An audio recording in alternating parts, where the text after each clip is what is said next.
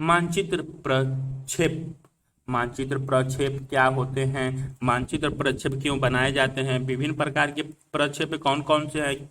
किस क्षेत्र के लिए कौन सा प्रक्षेप सर्वाधिक उपयोगी होता है? इस अध्याय में हम इन अनिवार्य प्रश्नों के उत्तर पाएंगे। मानचित्र प्रक्षेप अक्षांश एवं देशांतर रेखाओं के जाल को समतल पृष्ठ पर उतारना मानचित्र प्रक्षेप है। इसे गोलाकार पृष्ठ से अक्षांशों एवं देशांतरों की जाल को समतल सतह पर स्थानांतरण के रूप में भी परिभाषित किया जा सकता है। जैसा कि आप जानते हैं कि जिस पृथ्वी पर हम रहते हैं चपटी नहीं है, वह गोलक की तरह जिओइड के आकार में है। ग्लोब पृथ्वी का सबसे अच्छा प्रतिरूप है। यह त्रिविमीय है। ग्लोब के इसी गुण के कारण महाद्वीपों एवं महासागरों के सही आकार एवं प्रकार को इस रूप में दिखाया जाता है।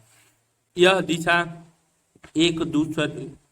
एवं दूरी का भी सही जानकारी प्रदान करता है। ग्लोब अक्षांश एवं देशांतर रेखाओं के द्वारा विभिन्न खंडों में विभाजित होता है। क्षैतिज रेखाएं अक्षांश के समांतर एवं ऊर्ध्वाधर रेखाएं देशांतर के यामोत्तर को दर्शाती है। इस जाल को रेखा जाल ग्रिडक्यूल के नाम से भी जाना जाता है। यह जाल मानचित्रों को बनाने में सहायक होता है। रेखा जाल को समस्त सतह पर खींचना प्रक्षेप कहलाता है। लेकिन एक ग्लोब की अनेक सीमाएं होती है। यह महंगा होता है। इसे न तो आसानी से किसी भी जगह ले जाया जा सकता है और न ही छोटी छोटी जानकारी इस पर दिखाई जा सकती है। ग्लोब पर यामोत्तर अर्धवृत्त एवं समानांतर पूर्ण वृत्त होते हैं। जब उन्हें समतल सतह पर स्थानांतरित किया जाता है तब ये सीधे या वक्र प्रच्छेदित रेखाएं बनाते हैं। मानचित्र प्रक्षेप की आवश्यकता। मानचित्र प्रक्षेप की आवश्यकता मुख्यतः इसलिए पड़ती है क्योंकि ग्लोब पर छोटे स्थानों के विस्तृत विवरण को देखने में कठिनाई होती है। इस प्रकार ग्लोब पर दो प्राकृतिक प्रदेशों की तुलना करना आसान नहीं होता। इस कारण समतल पृष्ठ पर बड़ी मापनी के मानचित्रों के सही चित्रण का आवश्यकता होती है। अब समस्या यह है कि अक्षांश एवं देशांतर के इन रेखाओं को समतल सतह पर कैसे स्थानांतरित किया जाए। यदि हम एक समतल पृष्ठ को ग्लोब पर चिपकाएं तो यह एक बड़े भाग पर बिना विकृत के सतह के अनुरूप नहीं बैठेगा। ग्लोब के केंद्र से प्रकाश डालने पर प्रक्षेपित छायांकन ग्लोब पर कागज के स्पर्श बिंदु या स्पर्श रेखा से दूर विकृत हो जाएगा। स्पर्श बिंदु या स्पर्श रेखा से बढ़ती दूरी के साथ साथ विकृति में वृद्धि हो जाती है। इसीलिए ग्लोब से शुद्ध आकार, प्रकार एवं दिशा जैसे गुणों को कागज पर उतारना और लगभग असंभव होता है क्योंकि ग्लोब का विकासशील पृष्ठ नहीं है। मानचित्र प्रक्षेप में हम पृथ्वी के किसी भी भाग को उसके सही आकार एवं विस्तार में दिखाने की कोशिश करते हैं, लेकिन विकृति किसी न किसी रूप में अत्यावश्यक है। इसी विकृति को दूर करने के लिए कई विधियां सुझाई गई हैं तथा उनके आधार पर अनेक प्रकार के प्रक्षेप बनाए गए हैं। इसी कारण मानचित्र प्रक्षेप को इस प्रकार भी परिभाषित किया जा सकता है कि यह अक्षांश व देशांतर रेखाओं के जाल को ग्लोब से समतल कागज पर स्थानांतरण करने में अपनाई गई विभिन्न विधियों का अध्ययन है। शब्दावली बृहत वृत्त यह दो बिंदुओं के बीच की लघुत्तम दूरी को दर्शाता है जिसका उपयोग प्रायः वायु परिवहन एवं नौ संचालन में किया जाता है। मानचित्र प्रक्षेप यह गोलाकार सतह को समतल सतह पर स्थानांतरित करने की एक पद्धति है। किसी सुविधाजनक मापनी पर गोलाकार पृथ्वी या उसके किसी अंश की अक्षांश समांतर एवं देशांतर यामोत्तर रेखाओं के जाल को समतल सतह पर स्थानांतरित करने का यह व्यवस्थित एवं क्रमबद्ध कार्य होता है। यथाकृतिक प्रक्षेप यह प्रक्षेप जिसमें धरातल के किसी क्षेत्र की यथार्थ आकृति बनाई रखी जाती है। लेक्सोड्रोम या लंब रेखा यह मार्केटर प्रक्षेप पर खींची गई सीधी रेखा है जो एक स्थिर दिक्मान वाली दो बिंदुओं को जोड़ती है। नौ संचालन के दौरान दिशा निर्धारण में यह अत्यंत आवश्यक होती है। क्षेत्र प्रक्षेप्य, ऐसा प्रक्षेप्य जिसमें अक्षांश एवं देशांतर रेखाओं का रेखा जाल इस प्रकार से बनाया जाता है कि मानचित्र का प्रत्येक चतुर्भुज क्षेत्रफल में गोलों पर स्थित संगत चतुर्भुज के ठीक बराबर हो। इसे शुद्ध क्षेत्रफल प्रक्षेप्य भी कहा जाता है। मानचित्र प्रक्षेप्य के तत्व: पृथ्वी का छोटा रूप। पृथ्वी के मॉडल की छोटी मापनी की सहायता से कागज की समतल सतह पर दर्शाया जाता है। इसे मॉडल को पृथ्वी का छोटा रूप कहते हैं। यह मॉडल लगभग गोलाभ होना चाहिए जिसमें ध्रुवों का व्यास विषुवतीय व्यास से छोटा हो तथा इस पर रेखाजाल को स्थानांतरित किया जा सके। अक्षांश के समानांतर ये ग्लोब के चारों ओर स्थित वे वृत्त हैं जो विषुवत वृत्त के समानांतर एवं ध्रुवों से समान दूरी पर स्थित होते हैं। प्रत्येक समांतर इसकी सतह पर स्थित होता है जो कि पृथ्वी की धुरी से समकोण बनाता है। वे एक समान लंबाई के नहीं होते हैं। इनका विस्तार ध्रुव पर बिंदु से लेकर विषुवत वृत्त पर गोलोबीय परिधि तक होता है। इनका सीमांकन 0 डिग्री से 90 डिग्री उत्तरी एवं दक्षिणी अक्षांशों में किया जाता है। देशांतर के यामोत्तर ये अर्धवृत्त होते हैं जो कि उत्तर से दक्षिण दिशा की ओर एक ध्रुव से दूसरे ध्रुव तक खींचे जाते हैं तथा दो विपरीत यामोत्तर एक वृत्त का निर्माण करते हैं जो ग्लोब की परिधि होती है। प्रत्येक यामोत्तर अपनी सतह पर स्थित होता है लेकिन ये सभी ग्लोब की धुरी के साथ एक दूसरे को समकोण पर काटते हैं। यद्यपि वास्तव में कोई मध्य यामोत्तर नहीं होता है लेकिन सुविधा के लिए ग्रीनिच के यामोत्तर को मध्य यामोत्तर माना गया है जिसका मान 0 डिग्री देशांतर रखा गया है। अन्य सभी देशांतरों के निर्धारण में इससे संदर्भ देशांतर का काम लिया जाता है। ग्लोब के गुण: मानचित्र प्रक्षेप्य बनाने में ग्लोब की सतह के निम्नलिखित मूल गुणों को कुछ विधियों के द्वारा संरक्षित रखा जाता है। पहला, किसी क्षेत्र के दिए गए बिंदुओं के बीच की दूरी। दूसरा, प्रदेश की आकृति, प्रदेश के आकार या क्षेत्रफल की सही माप। प्रदेश के किसी एक बिंदु से दूसरे बिंदु की दिशा। मानचित्र प्रक्षेप का वर्गीकरण: निम्नलिखित आधार पर मानचित्र प्रक्षेप को वर्गीकृत किया जा सकता है। बनाने की तकनीकी: बनाने की विधियों के आधार पर प्रक्षेपों को सामान्यतः 2 वर्गों में विभाजित किया जाता है संदर्भ असंदर्भ तथा ऋण अथवा गणितीय प्रक्षेप्य। संदर्भ प्रक्षेप्य विकासनीय पृष्ठ पर गोलोब के यामोत्तर तथा समांतर से बने जाल के प्रतिबिंब को प्रक्षेपित करके बनाया जा सकता है। असंदर्भ प्रक्षेप्य प्रकाश के स्रोत या प्रतिबिंब की सहायता के बिना बनाया जाता है जो कि समतल हो सकता है। गणितीय या ऋण प्रक्षेप्य हुए हैं जिनकी व्युत्पत्ति गणितीय गणनाओं एवं सूत्रों के द्वारा होती है तथा प्रक्षेपित प्रतिबिंब के साथ इनका कम संबंध होता है। विकासनीय पृष्ठ वह होता है जिसे समतल किया जा सकता है तथा जिस पर अक्षांश एवं देशांतरों के जाल को प्रक्षेपित किया जा सकता है। अविकासनीय सतह वह है जिसे बिना सिकोड़े खंडित किए तथा तोड़े मोड़े चपटा नहीं जा सकता।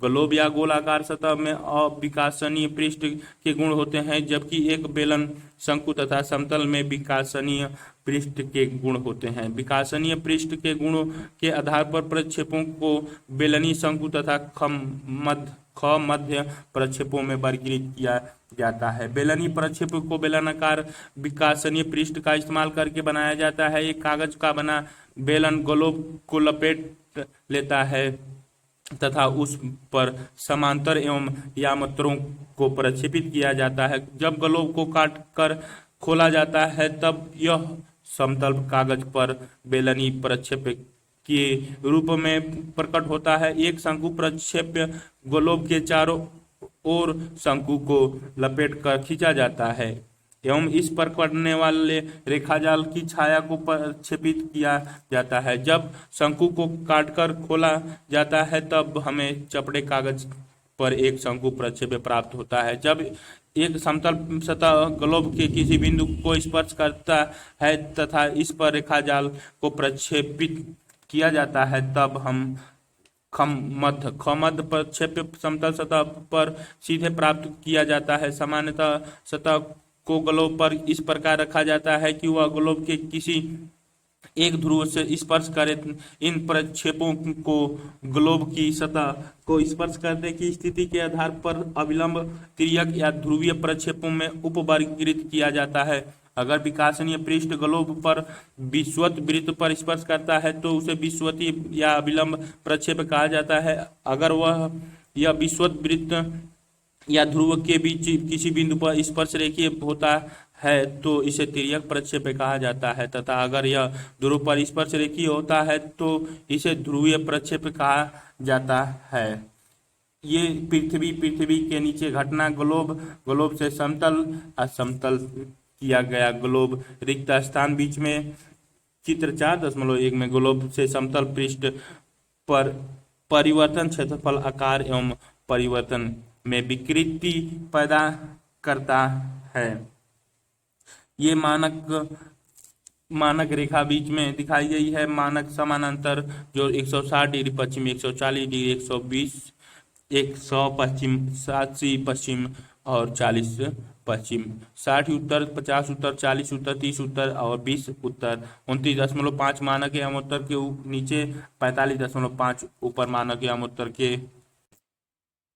ग्लोब से समतल मानचित्र पर एक शंकु का प्रक्षेप्य चित्र 4.2 में ये दिखाए गए हैं। भूमंडलीय गुण जैसा कि ऊपर वर्णित है, एक मानचित्र में 4 भूमंडलीय गुण क्षेत्रफल, आकृति, दिशा तथा दूरी की शुद्धता को संरक्षित रखा जाता है, लेकिन किसी भी प्रक्षेप में ये सभी गुण एक साथ नहीं मिल सकते। इसीलिए आवश्यकता अनुसार प्रक्षेपों को इस प्रकार खींचा जा सकता है कि उनमें इच्छित गुण बने रहें। इस प्रकार भूमंडलीय गुणों के आधार पर प्रक्षेपों को समतल समक्षेत्र प्रक्षेप, यथाकृतिक प्रक्षेप, समदूरस्थ प्रक्षेपों में वर्गीकृत किया जाता है। समक्षेत्र प्रक्षेपों को हेमोलोग्राफी प्रक्षेप भी कहा जाता है। यह वह प्रक्षेप होता है जिसमें पृथ्वी के विभिन्न भागों को सही सही दर्शाया जाता है। यथाकृतिक प्रक्षेप वह है जिसमें विभिन्न क्षेत्रों की आकृति को सही सही चित्रित किया जाता है। इसमें क्षेत्रफल की शुद्धता का ध्यान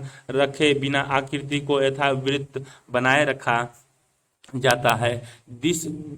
दिंगसीय प्रक्षेप वह है जिसमें केंद्र से सभी बिंदुओं की दिशाओं को सही सही दर्शाया जाता है। समदूरस्थ प्रक्षेप वह है जिसमें दूरी या मापन की शुद्धता को बनाए रखा जाता है, किंतु ऐसा कोई भी प्रक्षेप नहीं है जो कि मापनी की शुद्धता को हमेशा बनाए रखता हो। आवश्यकता अनुसार कुछ चुने हुए समांतर या यामात्रों के साथ इसकी शुद्धता को बनाए रखा जा सकता है। प्रकाश के स्रोत की स्थिति के आधार पर प्रक्षेप को नोमनिक, त्रिविमीय एवं लंब कोणीय प्रक्षेपों में वर्गीकृत किया जा सकता है।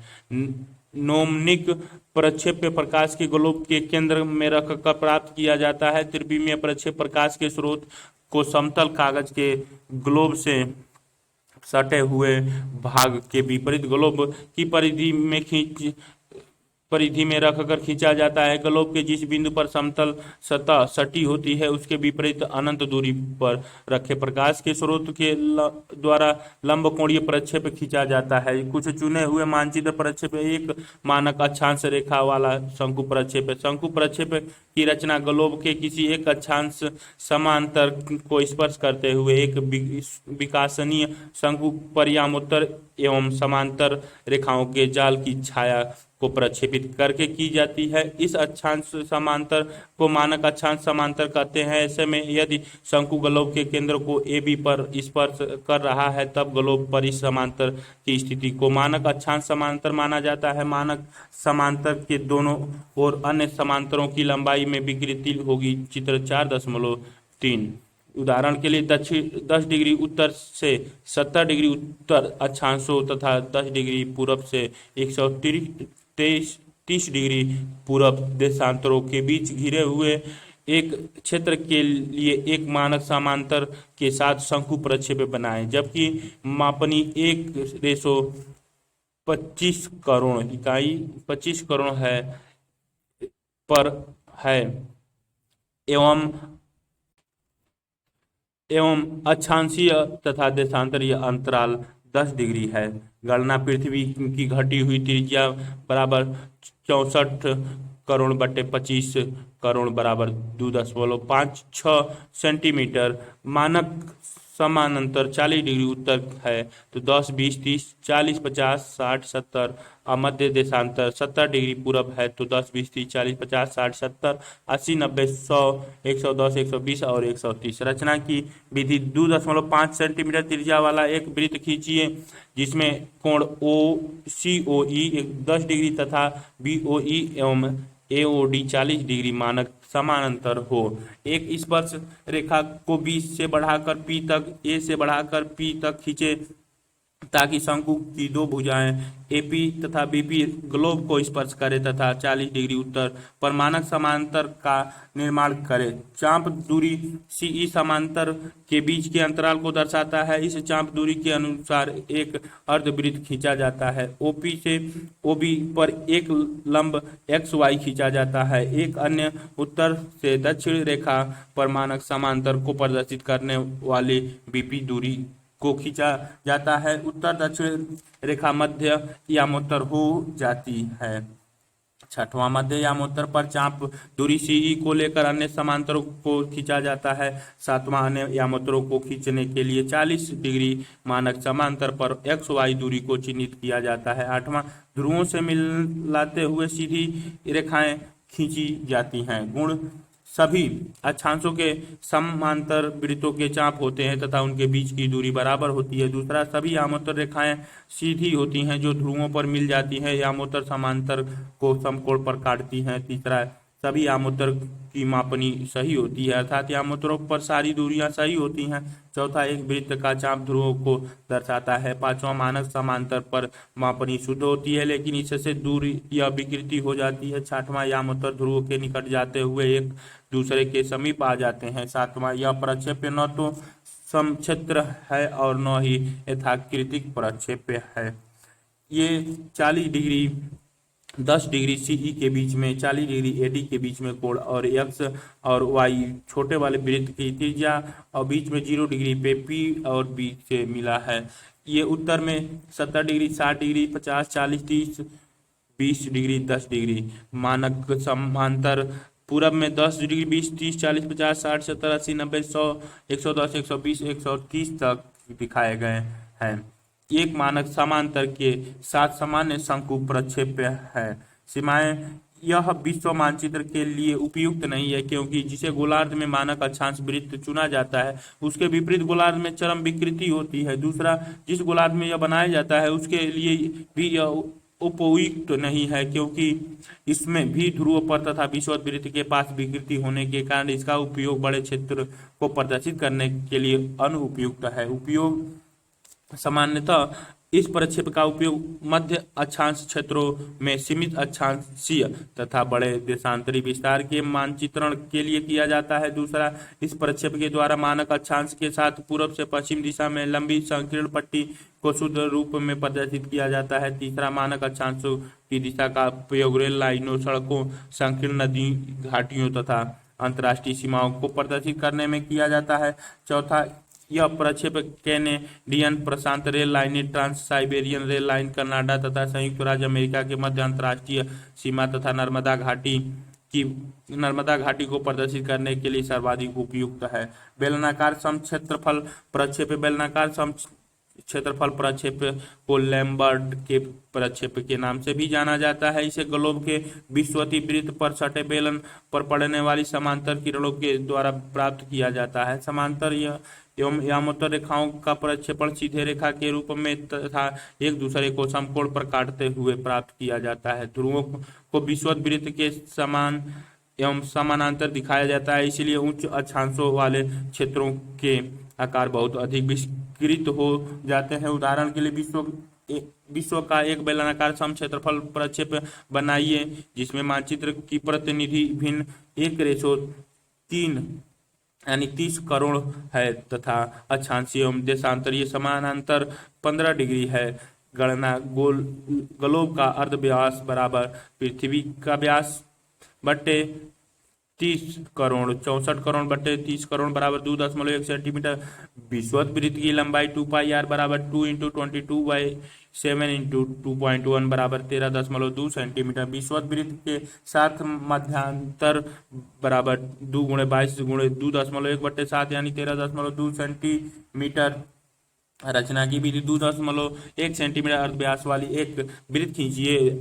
दूसरा, उत्तरी एवं दक्षिणी गोलार्ध के लिए 15 degree, 30 degree, 45 degree, 60 degree, 75 degree तथा 90 डिग्री के कोणों को चिन्हित करें। तीसरा, 13.2 सेंटीमीटर लंबी एक रेखा खींचे तथा 55 सेंटीमीटर दूरी वाले 24 बराबर भागों में बांटे। यह रेखा विषुवत वृत्त को प्रदर्शित करती है। चौथा, जहां 0 डिग्री का कोण वृत्त की परिधि पर मिल रहा है उस बिंदु से विषुवत वृत्त पर लंब बनाइए। पांचवा, लंब रेखा से सभी समांतर को बढ़ाकर विषुवत वृत्त की लंबाई के बराबर करें। छठवां, नीचे दिए गए चित्र 4.4 के अनुसार प्रक्षेप को पूरा करें। ये नी भी 1:30 करोड़ 90 डिग्री उत्तर, 60 degree, 30 degree, 0 degree, 30 degree, 60 degree, 90 degree दक्षिण पश्चिम से 180 degree, 150 degree, 120, 90 degree, 60 degree, 30 degree, 0, 30, 60, 90, 120, 150 और 180 डिग्री पूरब बेलनाकार सम क्षेत्रफल प्रक्षेप्य।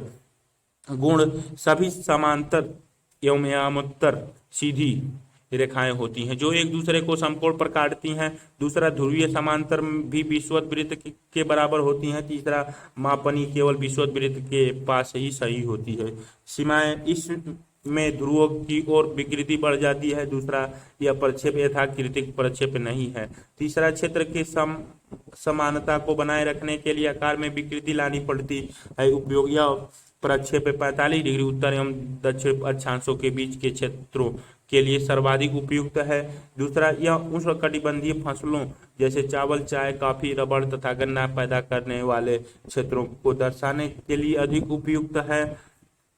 मार्केटर प्रक्षेप्य। सन 1569 में एक डच मानचित्रकार जेराडर्सन मार्केटर ने इस प्रक्षेप की रचना की। यह प्रक्षेप एक गणितीय सूत्र पर आधारित है, इसीलिए यह एक यथाकृतिक प्रक्षेप्य है जिसमें आकृति को सही बनाए रखा जाता है। इस प्रक्षेप्य में अक्षांशों के बीच की दूरी ध्रुवों की ओर क्रमशः बढ़ती जाती है। बेलनीय प्रक्षेप्य की तरह इसमें भी समांतर एवं यामोत्तर रेखाएं एक दूसरे को समकोण पर काटती हैं। सीधी रेखा के द्वारा शुद्ध दिशा को प्रदर्शित करना इसकी विशेषता है। इस प्रक्षेप्य पर किसी भी दो बिंदुओं को जोड़ने वाली सीधी रेखा एक नियत दिक् स्थिति को प्रदर्शित करती है जिसे रंब रेखा या लेक्सोड्रोम कहते हैं। उदाहरण, विश्व मानचित्र के लिए 1:25 करोड़ की मापनी पर तथा 15 डिग्री के मध्यांतर पर एक मार्केटर का प्रक्षेप खींचे। गणना, गोलोक का अर्ध व्यास बराबर 25 करोड़ बटे 25 करोड़ बराबर 1 विषुवत वृत्त की लंबाई 2 पाई आर बराबर 1 × 22/7 × 2 बराबर 6.28 डबल बार। विषुवत वृत्त के पास मध्यांतर बराबर 6.28 × 15 डिग्री बट्टे 360 डिग्री बराबर 0.26 डबल बार। रचना की विधि, 2.68 डबल बार की एक रेखा EQ खींचें जो कि विषुवत वृत्त को दर्शाती है। दूसरा, इसे 24 बराबर भागों में विभाजित करें। प्रत्येक भाग की दूरी निम्नांकित सूत्र की सहायता से ज्ञात कीजिए। विषुवत वृत्त की लंबाई बट्टे 360 लंबाई अंतराल बटे 360। अक्षांशों के बीच की दूरी की गणना निम्नानुसार सारणीबद्ध मान के अनुरूप की जाती है। अक्षांश दूरी 15 डिग्री 0.26 × 1 बराबर 0.265 डबल डैश, 30 डिग्री 0.549 × 1 बराबर 0.549 double dash, 45 degree 0.881 × 1 equal to 0.881 double bar, 60 degree 1.317 × 1 equal to 1.317 double bar, 75 degree 2.027 × 1 equal to 2.027 double bar. मानचित्र प्रक्षेप्य, उत्तर में 75 degree, 60 degree, 45 degree, 30 degree, 15 degree, 0, 15, 30, 45, 60, दक्षिण में 75 तक, 0 60 30 60 90 120 150 और 180 पश्चिम तक, और इधर 0 30 60 90 120 150 180 पूरब तक। ये मार्केट है प्रक्षेप्य जो 1:25 करोड़ के अनुपात में है। चित्र 4.5 के अनुसार प्रक्षेप्य को पूरा करें। गुण, इस प्रक्षेप्य में समांतर एवं यामोत्तर दोनों सीधी रेखाएं होती हैं तथा वे एक दूसरे को समकोण पर काटती हैं। दूसरा, सभी समांतरों की लंबाई समान तथा विषुवत वृत्त की लंबाई के बराबर होती है। तीसरा, सभी देशांतरों की लंबाई तथा उनके मध्य की दूरी समान होती है, लेकिन गोलों के यामोत्तर की अपेक्षा इनकी लंबाई अधिक होती है। चौथा, अक्षांशों के बीच की दूरी ध्रुवों की ओर बढ़ती जाती है। पांचवा, विषुवत वृत्त पर मापनीय शुद्ध होती है क्योंकि इस प्रक्षेप्य में विषुवत वृत्त की लंबाई गोलों पर विषुवत वृत्त की लंबाई के बराबर होती है, लेकिन इन अक्षांशों समांतर की लंबाई गोलों पर स्थित अक्षांशों की अपेक्षा अधिक होती है। उदाहरण के लिए, इस प्रक्षेप्य पर 30 डिग्री अक्षांश समांतर गोलों पर संबंधित अक्षांश से 1.154 गुना बड़ी होती है। छठवां, इस पर क्षेत्रों की वास्तविक आकृति प्रदर्शित होती है, लेकिन उच्च अक्षांशीय क्षेत्रों की आकृति में विकृति आ जाती है। सातवां, छोटे देशों का आकार विषुवत वृत्त के पास संरक्षित रहता है, लेकिन यह ध्रुवों की ओर बड़ा होता जाता है। आठवां, यह द्विगंशीय प्रक्षेप्य है। नौवां, यह प्रक्षेप्य यथाकृतिक है क्योंकि यामोत्तर के सहारे किसी एक बिंदु का मापनीय अक्षांश पर की मापनी के बराबर होती है।